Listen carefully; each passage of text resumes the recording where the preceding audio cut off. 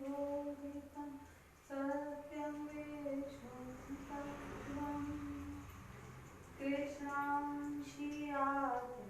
सत्यं सत्यं शिवं शवम् अहं सत्यं अहं सुन्दरम् अहं श्रेष्ठतम् विभोगतं अहं भोगतं सत्यं विष्णुतत्त्वम् कृष्णांशी आत्मा सत्यं कुछ न करे शिवम् अहं सत्यं अहं सुन्दरम् अहं श्रेष्ठतम् विभोगतं अहं भोगतं सत्यं विष्णुतत्त्वम् कृष्णांशी आत्मा सत्यं सत्यं शिवं शवम् अहं सत्यं अहं सुन्दरम् अहं श्रेष्ठतम् विभोगतं अहं भोगतं सत्यं विष्णुतत्त्वम् कृष्णांशी आत्मा सत्यं सत्यं शिवं शवम् अहं सत्यं अहं सुन्दरम् अहं श्रेष्ठतम् विभोगतं अहं भोगतं सत्यं विष्णुतत्त्वम् कृष्णांशी आत्मा सत्यं सत्यं शिवं शवम्। कृष्णेंद्र दरबार को प्रणाम। श्री शिव भगवान को प्रणाम। निष्ठा इस देवी को प्रणाम।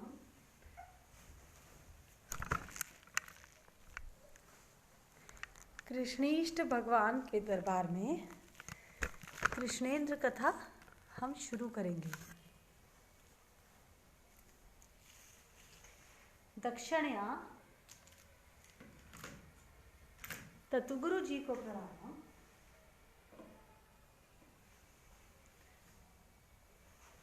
शुक्राचार्य अश्विनी जी को प्रणाम। कृष्णेष्ट भगवान को प्रणाम। सभी तत्वों को प्रणाम। युगल भगवान को प्रणाम। कुच्छलियम हांडी को प्रणाम। लड्डू गोपाल जी को प्रणाम और प्रणाम सभी उपस्थित जनों को।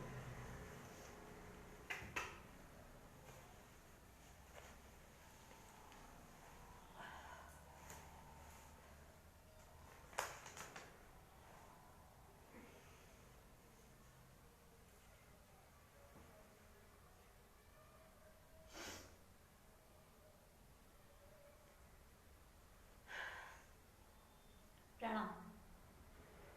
कृष्णेष्ट भगवान के चरणों में बैठकर हम कृष्णेंद्र कथा का आनंद लेते हैं। 11 बजे हर रोज ये कथा होती है मेरे ही मुख से। मैं हूँ मणिदेव की निधि अग्रवाल, आपको कृष्णेंद्र कथा सुनाती हूँ हर रोज। और कृष्णेष्ट दरबार अम्बाला की मैं केयरटेकर हूँ। मेरे गुरु हैं गुरु शुक्राचार्य अश्विनी जी, जो कि बताते हैं सनातनता के बारे में, प्रैक्टिकल सनातनता के बारे में, जो कि स्थापक हैं शुक्रिज्म के, षोडशी पंथ के और निश्चलिज्म के भी। कृष्णेंद्र दरबार से ही ये कथा प्रसारित होती है। कृष्णेंद्र कथा हम इसे कहते हैं। अब इंद्र बनकर बैठे हैं, कृष्णेंद्र कहलाते हैं। तो लग्जूरियस लाइफ हर एक के लिए पॉसिबल कर पाते हैं इस प्लैनेट अर्थ पे। कैसे पॉसिबल हो सकती है, प्रैक्टिकली कैसे लाइफ में लग्जरी आएगी, हर प्रकार का आनंद, यही इस कथा में हम बात करते हैं। आज की भी कथा रोज की ही तरह माँ से प्रार्थना करके शुरुआत करेंगे। माँ जिसने आपको जन्म दिया, आपको गर्भ में रखा, और आपकी धरती माँ, हम सब की माँ धरती माँ, जिसे अब हम भामणी कहते हैं, पृथ्वी, क्योंकि हम प्लैनेट अर्थ पे रहते हैं। तो दोनों हाथ जोड़ लें और नाभि के पास अपने हाथों को रखें जैसे कुछ मांग रहे हैं, और मेरे साथ गाएं बोल बोल कर। इतनी शक्ति हमें देना माता, मन पे विश्वास कमजोर हो। इतनी शक्ति हमें देना माता, मन पे विश्वास कमजोर हो।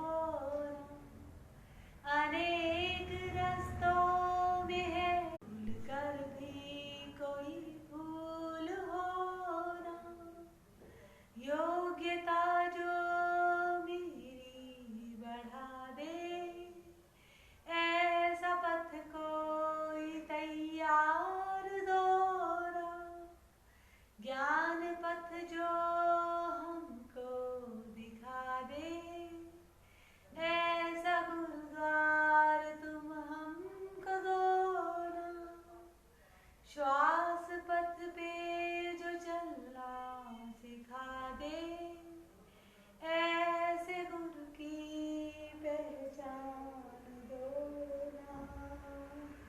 इतनी शक्ति हमें देना माता, मन पे विश्वास कमजोर हो ना।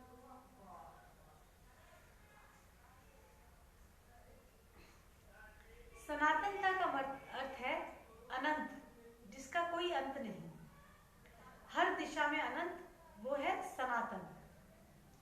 विष्णु को सनातन कहा गया है। विष्णु कोई व्यक्ति का नाम नहीं, एक सीट का नाम है जो अनंत हो जाते हैं। लेकिन इसका मतलब ये नहीं कि जो अमर हो गए वो विष्णु की सीट पर बैठे। अमरता नहीं है इसका मतलब, अनंत, अनंत जिसका कोई अंत ना हो। और प्रैक्टिकल सनातनता उसे कहते हैं जो आदि से अंत तक एक समान रहे, एक जैसी रहे। हम प्रैक्टिकल सनातनता की बात करते हैं क्योंकि गुरु शुक्राचार्य अश्विनी जी प्रैक्टिकल सनातनता का ही रास्ता दिखाते हैं। वो यही बताते हैं कि आप आदि से अंत तक एक जैसे कैसे बने रहें। आदि यानी कि आपका जन्म, जब आप माँ के गर्भ में आए, और अंत जब आपके इस शरीर का अंत हुआ। वो आपका अंत है नहीं है, आप आगे के सफर पे कहाँ जाएंगे, कहाँ से आए हैं, इसके बारे में मैं कोई बात नहीं कर रही। मैं एक लाइफ स्पैन, एक मनुष्य योनि की बात कर रही हूँ, आदि से अंत तक।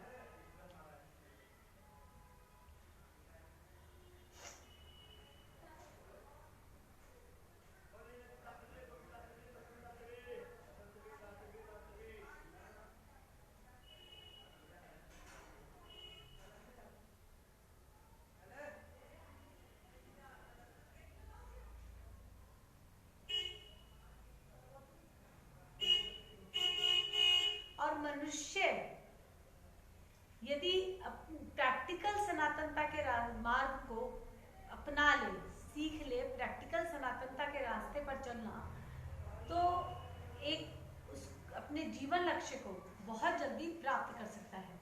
मनुष्य जन्म का लक्ष्य क्या है, मनुष्य योनि का लक्ष्य क्या है, ये समझने के लिए हम ये जानते हैं कि शुरुआत कैसे हुई। हम जब सिविलाइजेशन की शुरुआत को पढ़ते हैं, किसी भी कल्चर में, किसी भी सेक्टर का हिस्ट्री को टटोलते हैं, तो मनुष्य की शुरुआत, फिर एक औरत आई और फिर उनकी संतान हुई। यानी कि पहले एक पुरुष आया, फिर एक स्त्री आई, दोनों के योग से संतान हुई। चाहे आप एडम और ईव की स्टोरी सुने, चाहे आप नारद मुनि की स्टोरी सुने जो कि पुरुष हुए। पहले ब्रह्मा जी ने पुरुष बनाए नारद मुनि, उसके बाद सनातन ब्रदर्स जिन्हें कहा जाता है, अश्विनी कुमार, वे बनाए। उसके बाद ब्रह्मा जी ने स्त्री बनाई, कुछ और पुरुष बनाने के बाद स्त्री बनाई, और जो पहली स्त्री थी वो राजा दक्ष की पत्नी बनी, यानी कि पार्वती की माँ, और उसके यहाँ जन्म हुआ पार्वती का। और पार्वती ने शंकर को बना। जब ब्रह्मा जी ने पुरुष बनाए थे, नारद मुनि बनाए थे, अश्विनी कुमार बनाए थे, क्रिएशन किया था, तब ब्रह्मा जी भी थे। एक कमल का फूल जिसपे ब्रह्मा जी को बैठे हुए दिखाया जाता है वो भी था, इसका मतलब जल भी था, एनवायरनमेंट भी था, शंकर भी थे और विष्णु भी थे। यानी कि सृष्टि नहीं बनाई ब्रह्मा जी ने, ब्रह्मा जी ने पुरुष और स्त्री को बनाया। इसी तरह से अगर हम एक और सेक्टर की हिस्ट्री को समझें तो वो लोग आदम और हव्वा या एडम और ईव के बारे में बात करते हैं। वह भी यही बताते हैं कि किसी क्रिएटर ने एडम को बनाया, ईव को बनाया, उन्होंने एक फल खाया और फिर उन्हें डिजायर्स आई, इच्छाएं आई उनके मन में, और जो संतान आती है वो स्त्री और पुरुष के योग से ही आती है, जुड़ने से आती है। ये प्रकृति का नियम है। इसीलिए स्त्री को बनाया गया कि वो संतान को जन्म दे, पाले। जन्म पुरुष देता है लेकिन पालने का काम स्त्री करती है। जन्म देने का काम पुरुष का बहुत थोड़ा सा काम है, लेकिन उसके लिए तैयारी बहुत करनी होती है। अपने आप को तैयार करना होता है कि डिजीज फ्री क्रिएशन की जा सके। जैसे आपको एक बीज बोना है, बीज बोना है पृथ्वी में, वो 2 मिनट का काम है, लेकिन आपको पता होना चाहिए कौन सी, कहाँ, किस एरिया की पृथ्वी में आपको बोना है। आपको पता होना चाहिए कि कौन सा बीज बोना है। आपको मालूम हो कि बीज बोना किस तरीके से है, उसके बाद उसकी देखरेख कैसी होगी, ये भी आपको पता होना चाहिए। तभी आप सही तौर पे किसान बन सकते हैं। किसान वो नहीं है जो पालना करता है, किसान वो नहीं है जो फसल काटता है या फसल को पानी देता है। किसान वो है जो बीज बोता है। और निश्चल खेती कही जाती है उसे, जहां डिजीज फ्री बोया जाता है।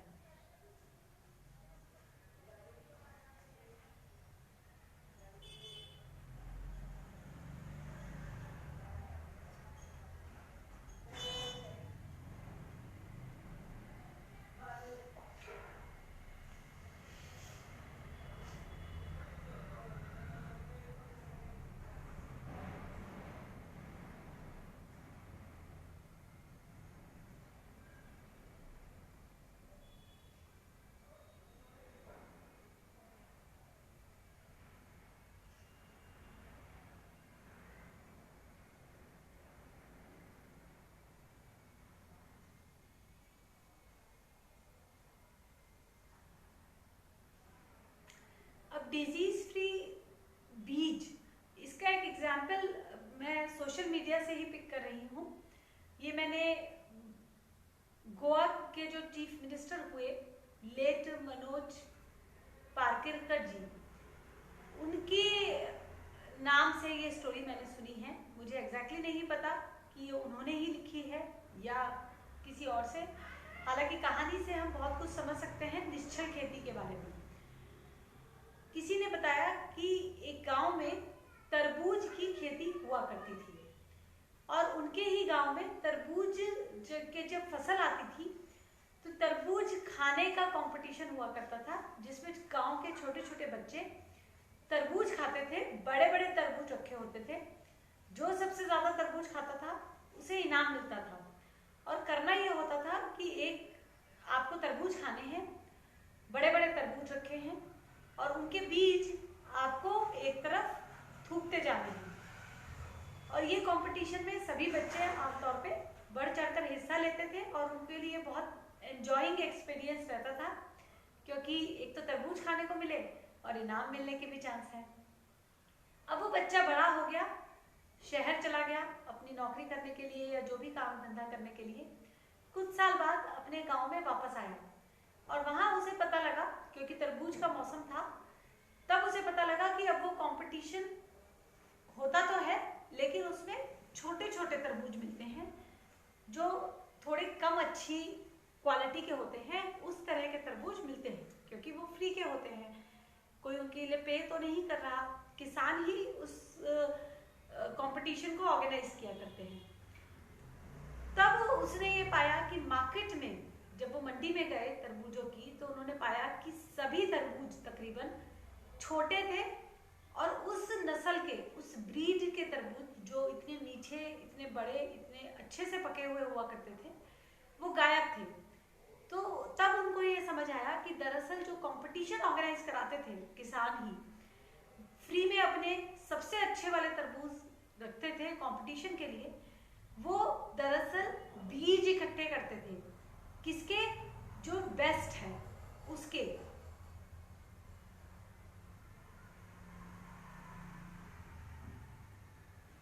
जो बेस्ट फसल उगकर आई है उसके बीज रखते थे अगली बार बोने के लिए, जिससे फसल अच्छी हो। और ऐसे उनकी तरबूज इम्प्रूव होते चले जाते थे। कुछ सालों में बहुत ही अच्छे तरबूज, पूरे देश में प्रसिद्ध तरबूज उनके एरिया के हुआ करते थे। लेकिन कुछ सालों बाद जब अगली पीढ़ियां आई, उनको ये बात समझ नहीं आई कि बीज ही है जिसकी सबसे ज्यादा इंपॉर्टेंस है, बीज ही है जिसका निश्चल होना जरूरी है। उन्होंने इस बात को नहीं समझा और उस कंपटीशन में उन्होंने छोटे छोटे तरबूज रखने शुरू कर दिए, क्योंकि बड़े तरबूजों की, अच्छे तरबूजों के मार्केट में दाम अच्छे मिलते हैं। वो बिक तो गए, अच्छे तरबूज मार्केट में बिक तो गए, लेकिन उनके बीज आप तक नहीं आए, क्योंकि जिसने खरीदा है वो आपको बीज तो लाकर नहीं देगा। छोटे तरबूजों के, थोड़ा डिग्रेडेड तरबूजों के बीज आपके पास हैं, आपने उन्हीं को बोया और अगली बार आपकी फसल कमतर हुई, उतनी बेहतर नहीं हुई जितनी हो सकती थी अच्छे बीजों से। और धीरे धीरे over the period of few years, कुछ फसलों के बाद आपके तरबूजों की क्वालिटी ही ओवरऑल गिर गई। यही हुआ टोटल एग्रीकल्चर में एक्चुअली, कि धीरे धीरे नस्ल खराब होती चली गई, ब्रीड खराब होती चली गई, जिसे हम कहते हैं समाज डिस्टर्ब होता चला गया। ये क्या है? ये यही है कि बीज पर ध्यान नहीं दिया गया कि कौन सा बीज बोया जा रहा है। किसान ने बीज की इंपॉर्टेंस को समझना बंद कर दिया, सिर्फ पालने की इंपॉर्टेंस रह गई। जैसे आज हम देखते हैं, हम कहते हैं बच्चे को कैसे पालना चाहिए, ये डाइट देनी चाहिए, ऐसे नहीं बोलना चाहिए, ऐसे नहीं स्कूल में पढ़ाना चाहिए, ऐसी किताबें देनी चाहिए, ऐसा टीवी देखना चाहिए, ऐसे नहीं खेलना चाहिए। ये सिर्फ पालना की बात है। जो ओरिजिनल बीज है, जो बच्चे का या किसी भी योनि का बीज है, वो वही रहेगा और कल्टीवेशन उसी के अकॉर्डिंग होगा। बीज कौन बो रहा है? पुरुष। इसलिए पुरुष का डिजीज फ्री होना और ये इंश्योर करना कि वो डिजीज फ्री ही बीज दे, ये जरूरी है। और यही शुक्राचार्य ज्ञान बताता है कि आप यदि प्रैक्टिकल सनातनता के रास्ते पे चलते हैं तो आप निश्चल खेती करने के लायक होने लगते हैं। You can create which is fault free, which is disease free. आप क्रिएट कर पाएंगे जैसे ब्रह्मा ने किया, और डिजीज फ्री क्रिएट कर पाएंगे अगर आप प्रैक्टिकल सनातनता के रास्ते पे चलते हैं। और यही मानव जन्म का लक्ष्य है, क्योंकि जब उसको ब्रह्मा ने क्रिएट किया पुरुष को, तो उसको कहा कि आप और संतान बनाएं, लेकिन पुरुष को इंटरेस्ट नहीं था संतान बनाने में। इसलिए फीमेल को क्रिएट किया गया कि तुम पालो और पुरुष से संतान हो। और इसीलिए फीमेल को वरदान दिया गया कि तुम बुलाओगी तो पुरुष जरूर आएगा। और फीमेल बुलाना स्त्री को और स्त्री उसे पालती। ये कन्वेंशनल तरीका है, पारंपरिक तरीके से समाज इस तरीके से चल रहा था। लेकिन एक तो पुरुष ने ये ध्यान देना बंद किया कि मैं बीज किस तरीके का दे रहा हूँ, बीज में इन्फेक्शन तो नहीं जा रहा साथ में। दूसरा, पुरुष को, स्त्री को ये नहीं पता कि उसे किससे बीज लेने हैं, उससे किससे संतान लेनी है। सभी पुरुष एक जैसे नहीं हैं।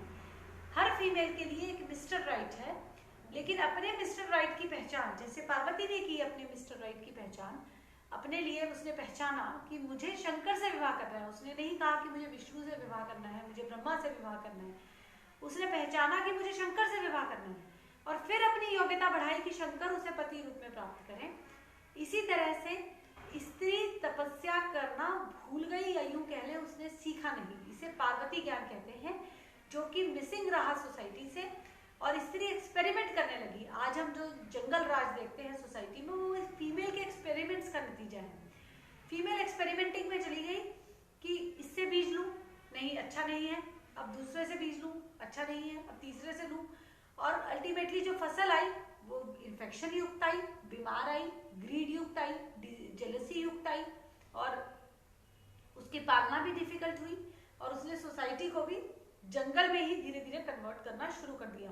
और आज हम समाज और जंगल में फर्क करना ऑलमोस्ट भूल गए। कोरोना से पहले, कोरोना पीरियड एक ऐसा पीरियड है जो कि बहुत बड़ा ट्रांजिशन, बहुत बड़ा चेंज लेके आया। आप कहेंगे क्या फर्क पड़ा? फिर से वैक्सीन आ गई है, दुनिया अपने वापस अपने नॉर्मल ढर्रे पर आ रही है, दुनिया अपने ढर्रे पर आ रही है, लोग नहीं।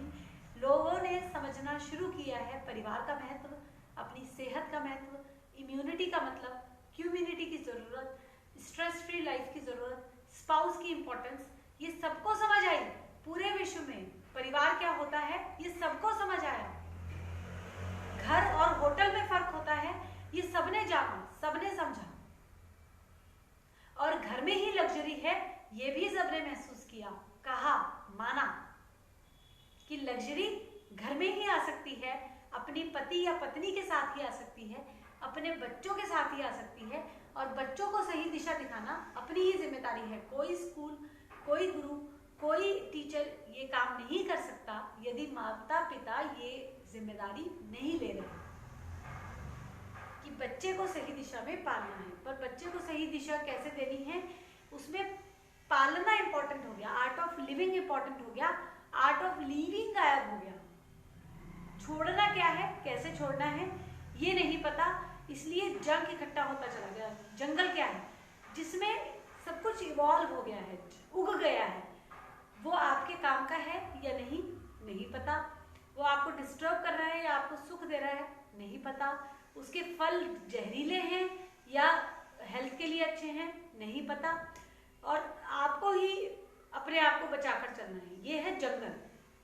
जबकि कल्टीवेशन में, जिसे हम खेत कहते हैं, एग्रीकल्चर कहते हैं, कल्टीवेशन में आपको पता होता है आप कौन से बीज बो रहे हैं, आपको पता होता है आप ये गेहूं के खेत है, आपको ऐसे प्रिकॉशन लेना है, ऐसे ध्यान रखना है।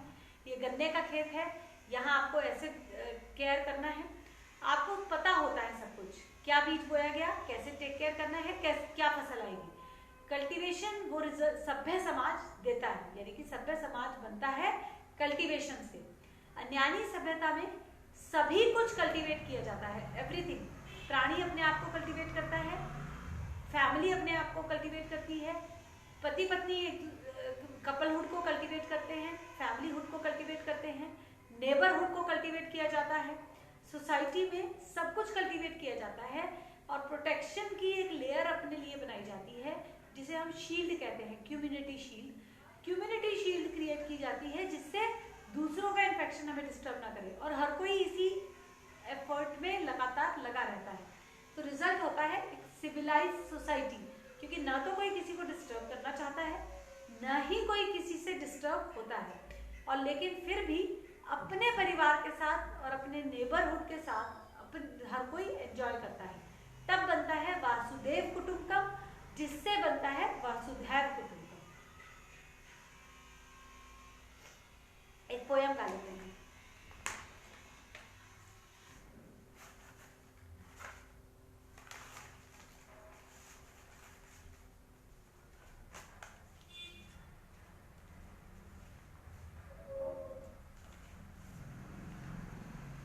टीम गीत।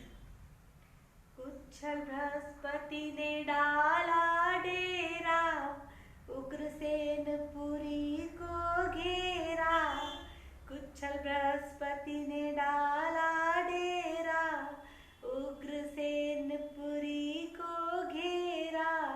कुच्छल गनु को उसने बुलाया, कुच्छल हन्नु साथ में आया। राहु और शनि ने मिलकर वहीं बनाया डेरा।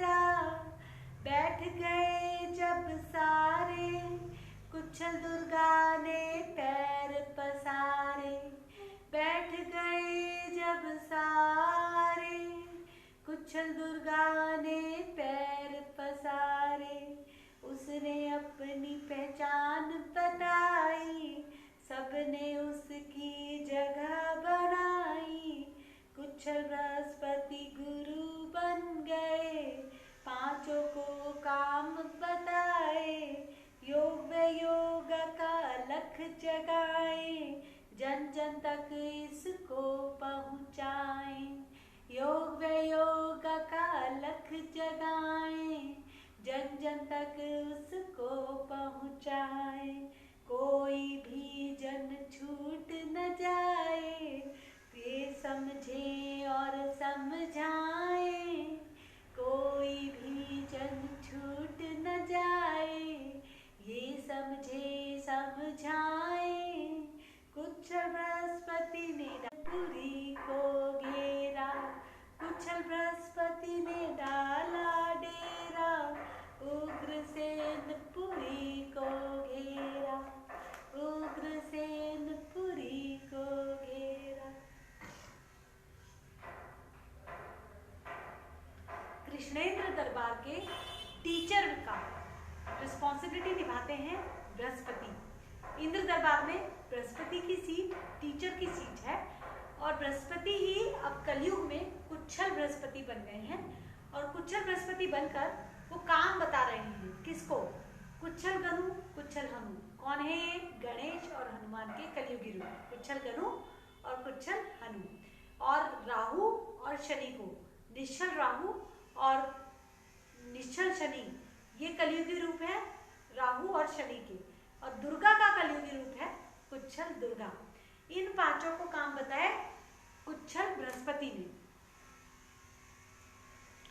कुच्छल बृहस्पति ने क्या काम बताया कि तुम एक टीम की तरह काम करो। टीम गीत इस पोएम को कहा जाता है। और सबको योग एंड योगा के बारे में बताओ। योग एंड योगा क्या है? वो रास्ता है। प्रैक्टिकल सनातनता क्या है?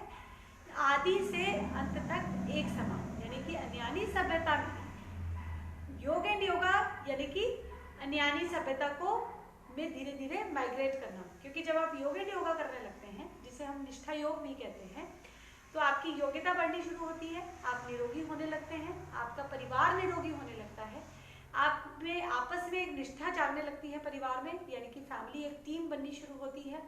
आपका करियर में इन्फेक्शन खत्म होना शुरू होता है। आप खुद से ही कंपटीशन करते हुए खुद को इम्प्रूव करना लगातार शुरू करते हैं। अपनी श्वास के द्वारा अपने योग्यता को बढ़ाते हैं, अपने बर्तन को बढ़ाते हैं, ज्ञान अर्जित करते हैं, कमाते हैं ज्ञान, और उसको यूज करने के लिए टेक्नोलॉजी यूज करना सीखते हैं, जिससे कि आप ज्ञान के द्वारा अपनी लाइफ को इम्प्रूव कर पाएं, बेहतर बना पाएं। इसे कहते हैं अन्यानी सभ्यता में माइग्रेट करना। और अन्यानी सभ्यता में माइग्रेट करके ही आप सनातनता के रास्ते पे चल सकते हैं, जिसका मार्ग है प्रैक्टिकल सनातनता। सनातनता यानी कि अनंत हो जाना, दसों दिशाओं में अनंत, वो है सनातन। शुक्रिज्म, निश्चलिज्म और षोडशी पंथ। षोडशी पंथ का मोटो है लिव 16, लुक 16।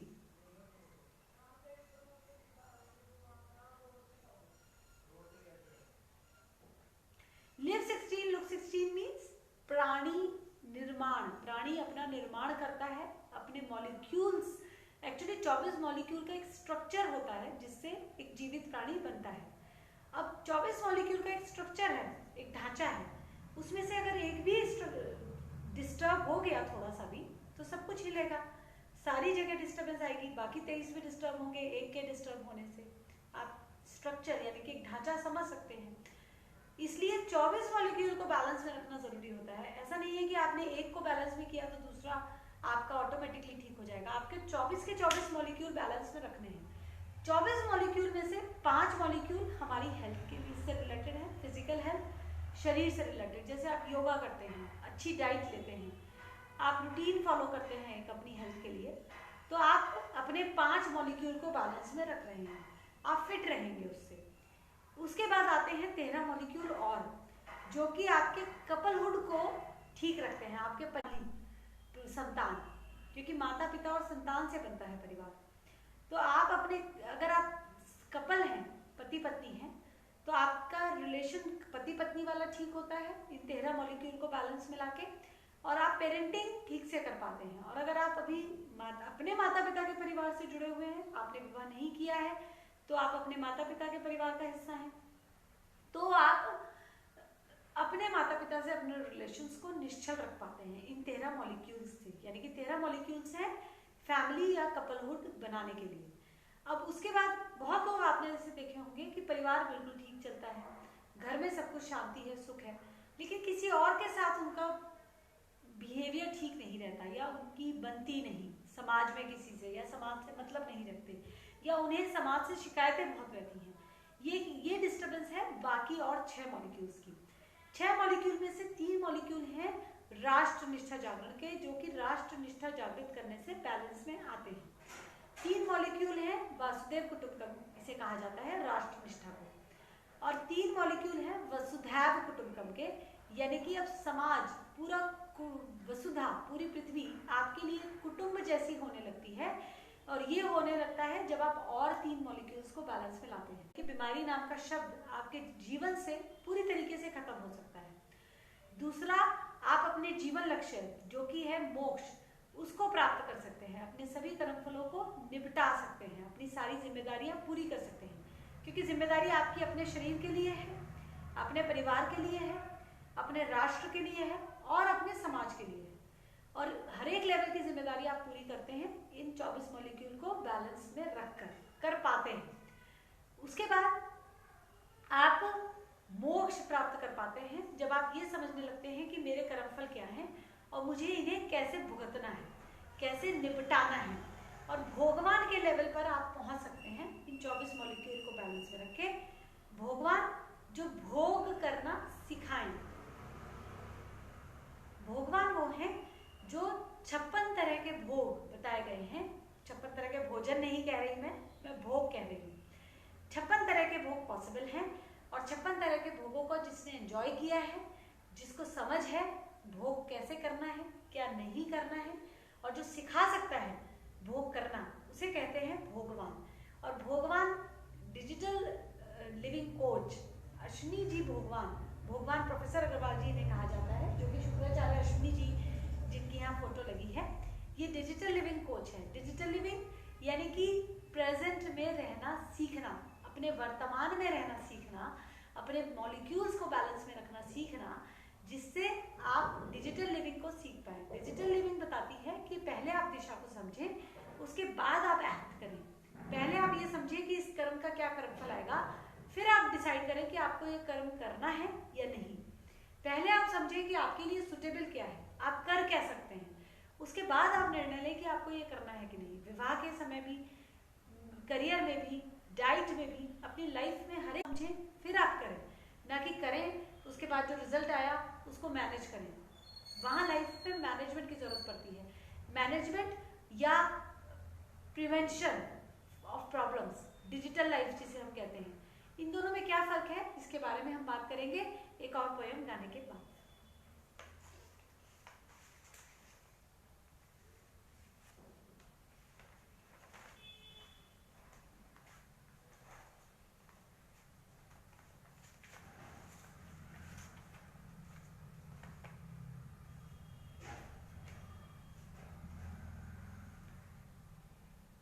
कृष्णांश भजन। कोरा कागज।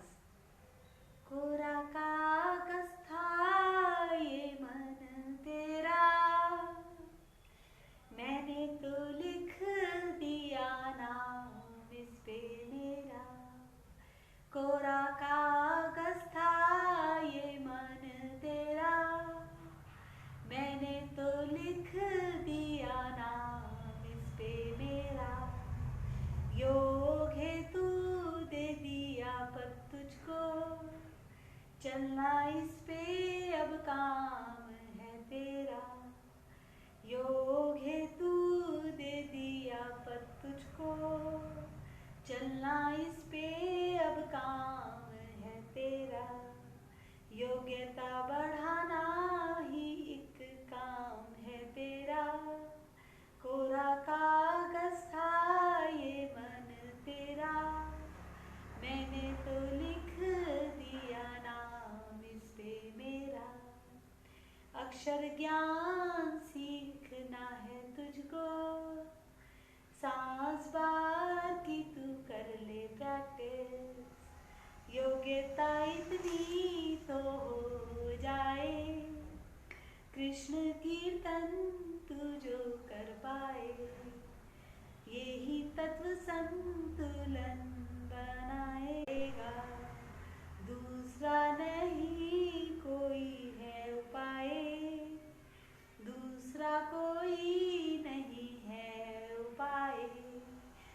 तत्व संतुलन के बिना तो कोई ज्ञान समझ ना आए।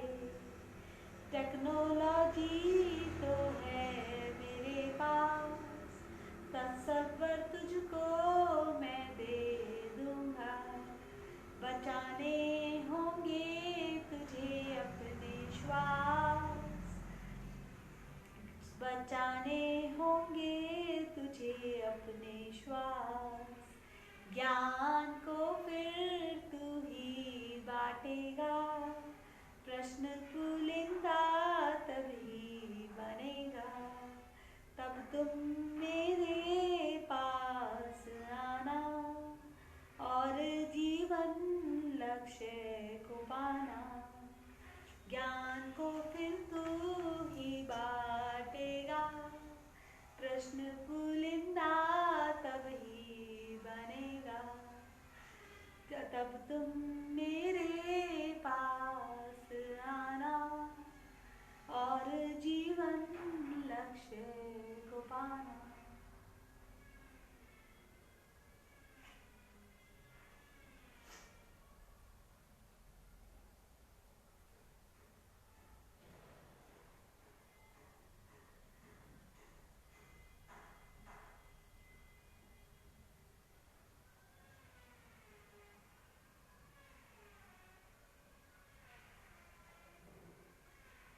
ये पोएम बहुत सुंदर पोएम लिखी गई है। इसमें बताया है कि कोरा कागज, मन एक कोरे कागज की तरह होता है जिसमें बच्चे का धर्म जन्म से पहले और मृत्यु के बाद एक ही होता है, निश्चलिज्म, निश्चलता। उसके बाद उसकी लर्निंग शुरू होती है जब वो जन्म उसका होता है, यानी कि गर्भ में वो आता है माँ के, और उसी समय ज़्यादातर कोई ना कोई इन्फेक्शन उसके साथ जुड़ने लगता है। जेलसी का, ग्रीड का, या जो उसको कन्फ्यूजन्स आते हैं वो उसी दौरान आने लगते हैं। जन्म से पहले और मृत्यु के बाद मानव का एक ही धर्म है, निश्चलिज्म। और निश्चलिज्म का मतलब है अपने आप को प्रोटेक्टेड रखना हर तरह के चीटिंग से, जेलसी से, दूसरों की चीटिंग से, जेलसी से खुद को प्रोटेक्टेड रखना।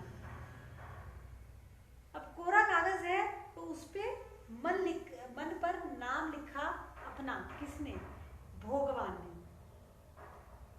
क्योंकि उन्होंने कहा कि तुझे भगवान बनना है और उसके लिए करना क्या होगा, उन्होंने एक रास्ता बताया कि अपनी योग्यता को बढ़ाना है, अपने लंग्स की एफिशिएंसी को बढ़ाना है, अपने मॉलिक्यूल्स को बैलेंस में रखना है और अक्षर ज्ञान सीखना है। अक्षर ज्ञान क्या है? भैरव ज्ञान के द्वारा दिया गया है। कुच्छल भैरव की देन है ये अक्षर ज्ञान। भैरव है, कुच्छल भैरव है काल भैरव के कलयुगी रूप, भैरव के कलयुगी रूप, जो कि टेक्नोलॉजी के भगवान हैं, टेक्नोलॉजी देने वाले हैं। और टेक्नोलॉजी ट्रांसफर के लिए सबसे अच्छी भाषा बताई गई है हिंदी। और इंग्लिश के कैरेक्टर्स A to Z के मतलब लाइफ के कंटेक्स्ट में बताए हैं कुच्छल भैरव ने। क्योंकि अन्यानी सभ्यता में जो लैंग्वेज यूज होती है वो है अन्यानी लैंग्वेज। अन्यानी लैंग्वेज में कैरेक्टर्स इंग्लिश के यूज होते हैं, लिखा या बोला हिंदी में जाता है। जैसे आप SMS भाषा भी कह सकते हैं, मैं घर जा रही हूँ, MEINGHAR तो आप इसमें इंग्लिश के कैरेक्टर्स यूज कर रहे हैं लेकिन हिंदी में सेंटेंस को फ्रेम कर रहे हैं और हिंदी में ही बात कर रहे हैं। इसे कहते हैं अन्यानी भाषा। और अन्यानी भाषा में ही अन्यानी सभ्यता की ऑफिशियल भाषा है अन्यानी भाषा। तो इसमें इंग्लिश के कैरेक्टर्स के जो अक्षर ज्ञान है उसके मतलब बताए गए हैं। और उन्होंने कहा कि तू सांस बार की प्रैक्टिस कर। सांस बार क्या कहता है कि आप सांस लेने की प्रैक्टिस करें, पोएम गाएं, फिर सांस की प्रैक्टिस करें। कलेक्टिवली 9 लोगों की टीम में आप सांस लेने की प्रैक्टिस करें, जिससे बहुत तेजी से बेनिफिट होता है। अगर ज़्यादा लोग हैं तो 2 ग्रुप बना लें, पार्क में, घर में, ऑफिस में आप सांस बार की प्रैक्टिस कर सकते हैं और इससे बहुत तेजी से योग्यता बढ़नी शुरू होती है। डिटॉक्सिफिकेशन बहुत तेजी से शुरू होता है, आपकी निष्ठा बहुत जल्दी जागृत होने लगती है और जहाँ भी आप इसे करते हैं आपस में निष्ठा भी इससे बढ़ने लगती है। सांस बार। कृष्ण कीर्तन हार्ट बीट मॉड्यूलेशन टेक्नोलॉजी पर बेस्ड है, आपकी हार्ट बीट को एरर फ्री करता है कृष्ण कीर्तन। जिसको अब हम निष्ठा योग के नाम से जानते हैं। उसका refined form, latest form is निष्ठा योग या राधा योगा। इसके बाद जब तुम अपनी योग्यता बढ़ाने लगोगे, अपने लंग्स की एफिशिएंसी बढ़ाओगे, अपने हार्ट बीट को एरर फ्री करोगे, अपने मॉलिक्यूल्स को बैलेंस में रखोगे, यानी कि अपनी डाइट ठीक तरह से लोगे, तो तुम्हारे तत्व संतुलन में आने लगेंगे, मॉलिक्यूल्स बैलेंस में आने लगेंगे।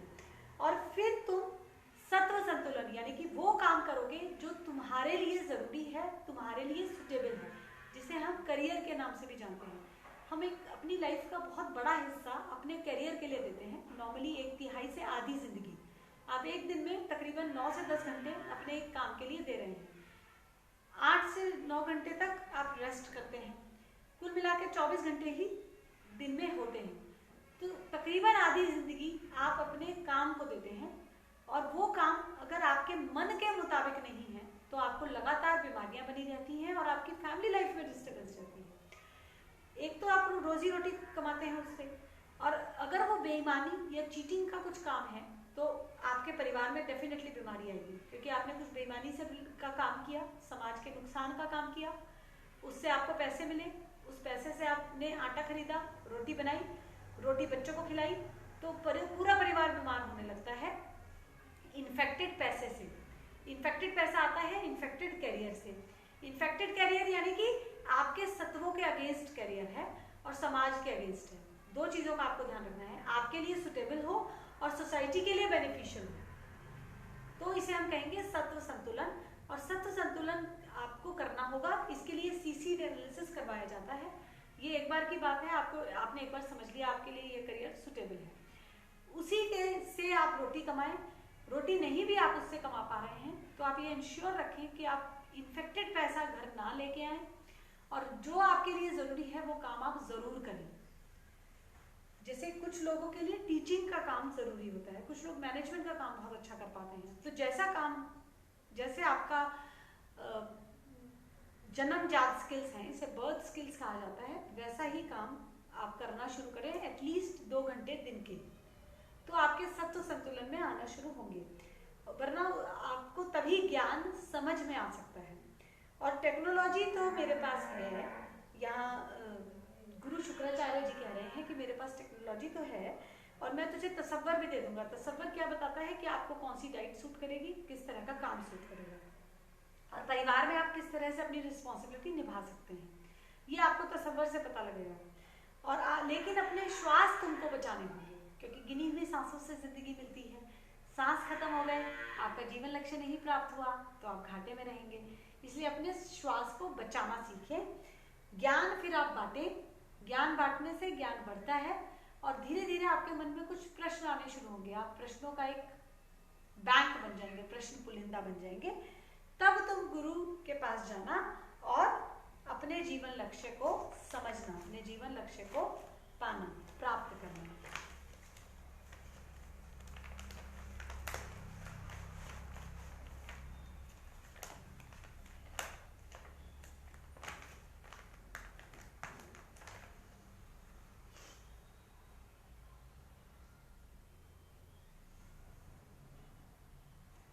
विषय बहुत बड़ा है, लंबा है, विस्तृत है। विस्तृत क्योंकि कई डायमेंशंस का है। हम प्रैक्टिकल सनातनता के बारे में बात कर रहे थे, मैंने आपको अन्यानी सभ्यता के बारे में बताया और मैंने साथ में ये भी बताया कि आप कैसे अन्यानी सभ्यता में माइग्रेट कर सकते हैं और अन्यानी सभ्यता में माइग्रेट करने का मतलब क्या है। मैं टीम के बारे में बता रही थी कि टीम जब बनाई जाती है तो या तो आप उसे मैनेज करने में अपनी लाइफ गुजार देते हैं, क्योंकि आपने विवाह किया सपोज, क्योंकि family is also a team, family एक टीम ही होती है पर उसको टीम बनाना पड़ता है। अगर टीम है तो फैमिली शुरू होती है पति पत्नी से। पति और पत्नी ने यानी कि स्त्री और पुरुष ने डिसाइड किया कि हमें विवाह करना है। किसी भी सोर्स से ये डिसीजन हो सकता है, लव मैरिज हो सकती है, अरेंज मैरिज हो सकती है, स्वयंवर के थ्रू ये डिसीजन लिया जा सकता है। अब डिसीजन किस बेसिस पे लिया गया, उसका आधार क्या था? आधार यदि डिग्री या लुक्स या पैसा था तो डेफिनेटली लाइफ में डिस्टर्बेंस रहेगी। अगर आधार ये था कि मैच ठीक है कि नहीं, यानी कि मेरे साथ ये टीम बना सकेंगी कि नहीं, बना सकेंगे कि नहीं, मैं इनके साथ एक टीम बना सकती हूँ कि नहीं। यदि ये आधार था तो डेफिनेटली आपका परिवार एक टीम बन सकता है। यानी कि आपको विवाह करते समय ये समझना है कि आपकी क्या क्वालिटीज़ हैं और उसकी क्या क्वालिटीज़ हैं, और क्या आप दोनों एक टीम की तरह साथ रह सकते हैं। आप कहेंगे कि ये कैसे पॉसिबल है, हम कैसे समझेंगे। अब पंचारका 5 सीट एनालिसिस जैसी टेक्नोलॉजी अवेलेबल है जिससे आप सेलेक्ट कर सकते हैं कि आपके लिए ये मैच सुटेबल रहेगा कि नहीं। इसे हम तत्व मैच भी कहते हैं। इससे आप समझते हैं कि आपके लिए ये मैच सुटेबल है कि नहीं। एमसीड एनालिसिस बेसिकली इसे कहा जाता है। आपने अपना एमसीड एनालिसिस कराया, आपको समझ आया कि इस तरह का मैच आपको ढूंढना है। आपने फिर या आपके परिवार को समझ आया कि इस तरह का मैच बच्चे के लिए ठीक रहेगा। फिर 4 प्रपोजल्स हैं, उसमें चारों का एमसीड एनालिसिस करा के देखा कि कौन सा बेस्ट सुटेबल है। जो बेस्ट सुटेबल है उससे विवाह किया। तो ये है टीम बिल्डिंग का आधार, ये बेस है। ऐसा नहीं है कि टीम बिल्डिंग हो गई, विवाह हो गया तो फुल स्टॉप, ठीक विवाह हो गया तो बस बहुत है। वो स्टार्टिंग है जर्नी की। और उसके बाद आती है संतान। जुड़ना होता है कुटुंब से, दोनों परिवार यानी कि लड़की का परिवार लड़कों का परिवार दोनों के बीच में योग हो, दोनों जुड़े रहें, तब लड़की लड़के का विवाह ठीक चलता है। और तभी संतान निरोगी रहती है, परिवार निरोगी रहता है और आनंद में रहता है कुटुंब के साथ, लग्जरी में रहता है कुटुंब के साथ। डिटेल में फिर आगे की कृष्णेंद्र कथाओं में इसके बारे में हम बात करेंगे। अब श्वासियों की प्रैक्टिस करते हैं, उसके बाद हम कृष्णांश आरती करेंगे। आज का ये सेशन एंड करेंगे। श्वासियों की प्रैक्टिस। बचाने होंगे तुझे अपने श्वास, श्वास बचाने के लिए श्वासियों की प्रैक्टिस।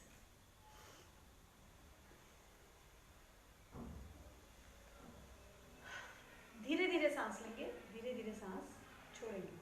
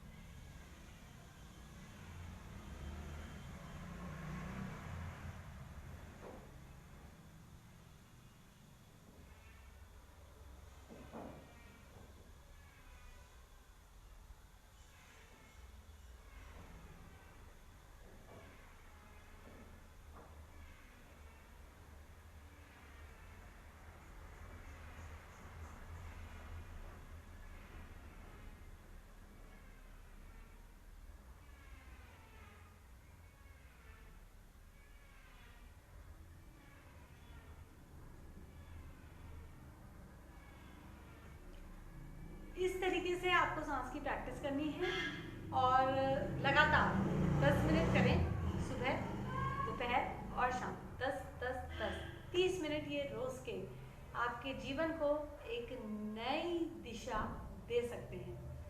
आज के लिए इतना ही। कृष्णांश आरती करके आज का ये सेशन एंड करेंगे।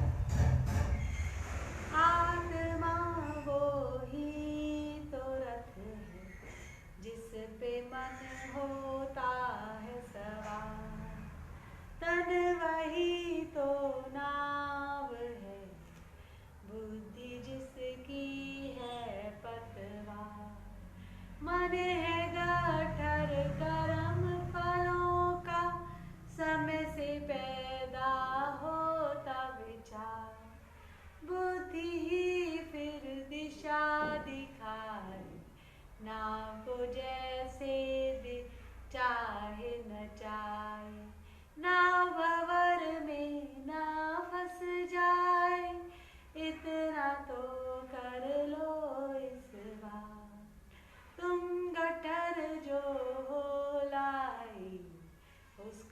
कम कर लो इस बार। पैदा हुआ जब बंद थी मुट्ठी, जाऊं जब खुले रहे रहा। जो लाई हूँ खर्च है कर, बढ़े ना माँ तुम देना साथ। दुआ तेरी बस यही अपेक्षित, दिशाहीन ना हो जाए जीवन।